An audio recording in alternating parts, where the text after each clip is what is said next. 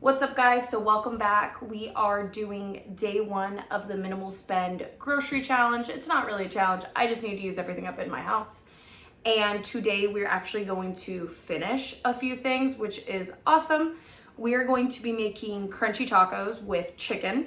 And then I think if we're still hungry, we'll probably use a couple corn tortillas and make soft tacos.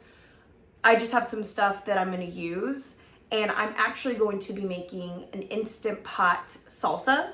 I love it. It's super easy. And I'll go ahead and show you guys that recipe as well. I'm going to go ahead and show you everything that we're using. Okay, guys, so this is more or less what I'm going to be using today. I'll start off with the tacos. So these are my absolute favorite crunchy taco shells. There's a spicy jalapeno cheddar from Old El Paso. We have 4 of them left. So me and my boyfriend are going to split 2 and 2. And we have some lettuce left over that we're going to top it with. And we're actually using some chicken breast that we pressure cooked, maybe 3-4 days ago with some taco seasoning. So that's what we're going to use for the protein. These are just in case we're still a little hungry. We're going to just make a few soft tacos.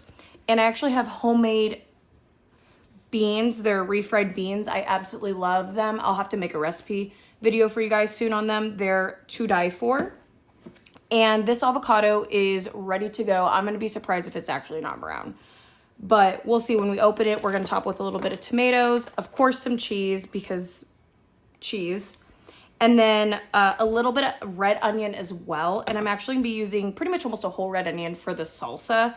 For the salsa, we're going to be doing a 28-ounce can of crushed tomato, a 10-ounce can of basically Rotel. It's fire roasted diced tomatoes with chilies, and then petite diced tomatoes, regular ones. We are going to be using jalapenos as well. Here they are.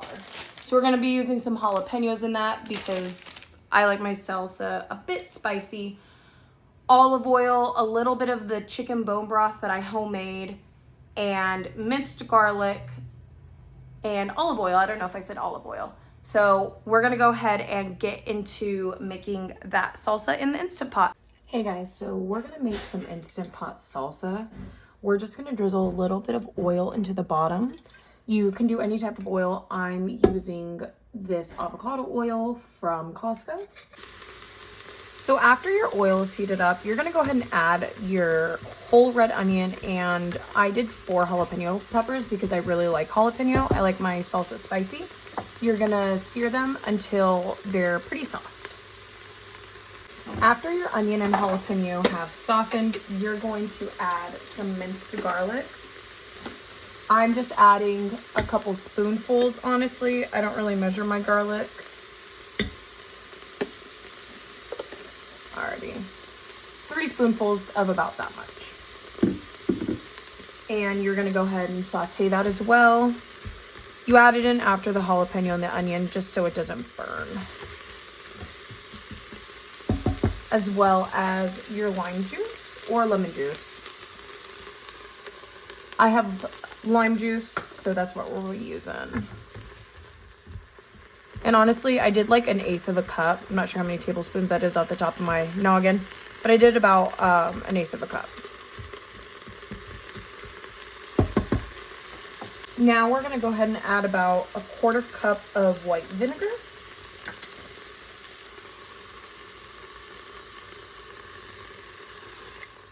There you go. And we're gonna add the chicken broth as well. I'm using this homemade chicken bone broth. I'm gonna have to end up giving you guys a video on. When you make it at home, you get all of this collagen in it, and so it's kind of thick. We're gonna do 1/2 cup. It's absolutely wonderful. We're just gonna go ahead and mix that around. We're gonna add our cumin. We're gonna do about a tablespoon. The recipe also calls for salt.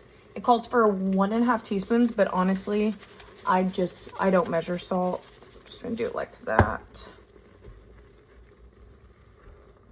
Go ahead and mix everything.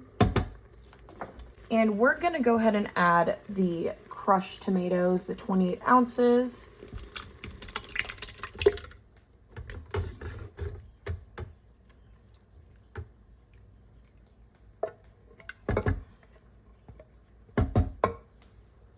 So from here, we're actually gonna go ahead and pressure cook it. So we're gonna close the lid. We're gonna turn off the sear. That was actually perfect timing. We're gonna turn off the sear and we are going to pressure cook it. We're gonna pressure cook it for about 8 minutes.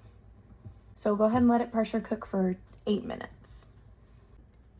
Alrighty, we went ahead and pressure cooked it for 8 minutes and we're gonna add the final ingredients. We're gonna do a small 4-ounce can of diced green chilies. You can definitely omit these if you don't want to use any more than the jalapenos you used. And petite diced tomatoes, just to add some chunkiness. You're also gonna add a little bit of sweetener. You can use sugar. I'm using honey. You really can use any sweetener, even 0-calorie sweeteners. This is what I'm just choosing to use. And I'm putting, when it comes out, a drizzle, just to sweeten it up a little.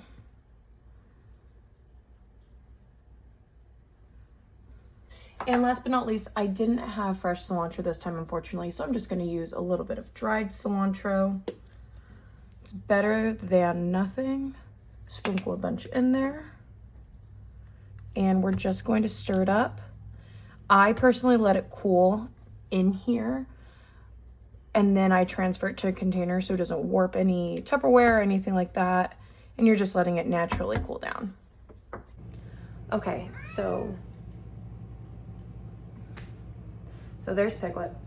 I ended up finding half a can of corn in the fridge that was still good. So I'm making just a quick, easy elote on the side. I'll of course show you the plates.